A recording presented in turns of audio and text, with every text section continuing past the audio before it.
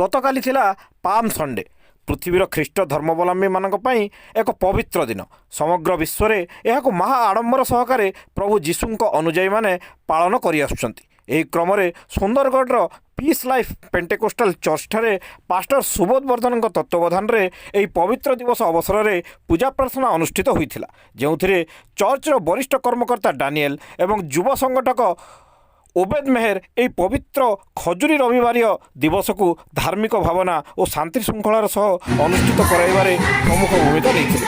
ଏହି ପବିତ୍ର ଦିନ ପାଇଁ ସୁନ୍ଦରଗଡ଼ ସହର ଉତ୍ସବ ମୁଖରିତ ଏବଂ ଖ୍ରୀଷ୍ଟିଆନ ଭାଇ ଭଉଣୀମାନଙ୍କ ମଧ୍ୟରେ ଆନନ୍ଦର ଲହରୀ ଖେଳିଯାଇଥିଲା।